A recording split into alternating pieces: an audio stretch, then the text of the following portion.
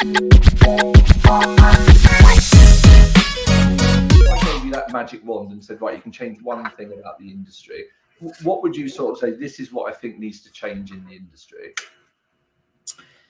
Can I talk about it from a recruitment standpoint? Maybe yeah.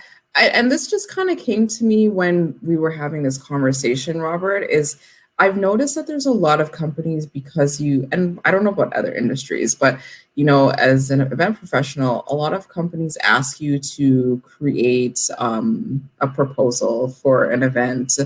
And I always feel kind of gypped in those situations because I'm like, if they don't hire me, are they going to take my ideas and create their own event with it? So, I'm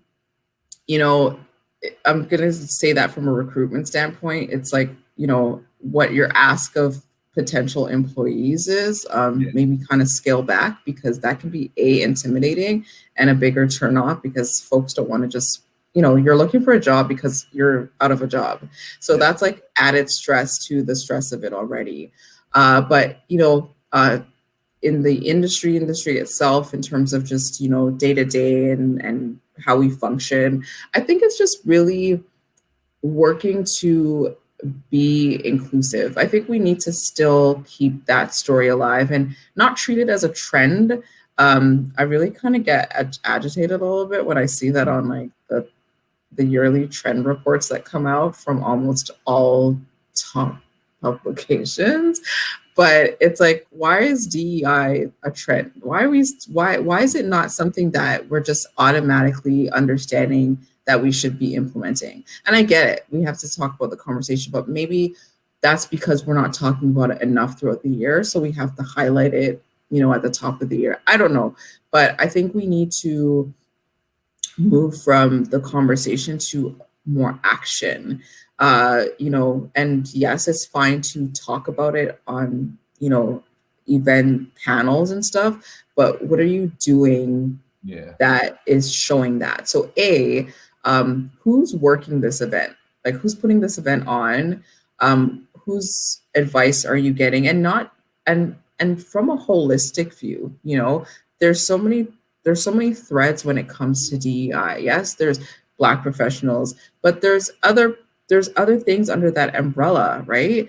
Accessibility, like what are we doing with, accessibility? How are we addressing these things? So I want to see more. I want to see, as professionals in this industry, we cater to, the general public, companies and stuff.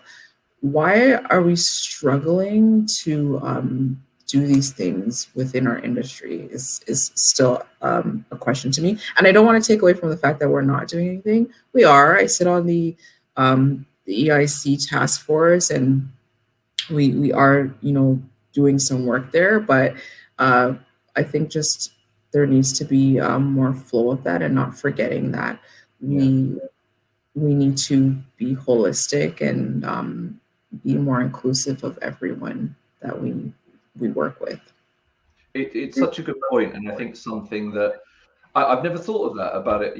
Putting it in trends. You're right. It sort of makes it as if it's a sort of hot topic. But if we think we've got a problem now, if we're not committing, using your word about commitment, if we're not committing to making the whole industry more inclusive, and we don't just talk about race, as you rightly mentioned, then inclusive as a whole.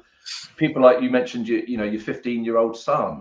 We're not going to get the next pipeline, the next generation of event professionals, let alone, from an underrepresented minority.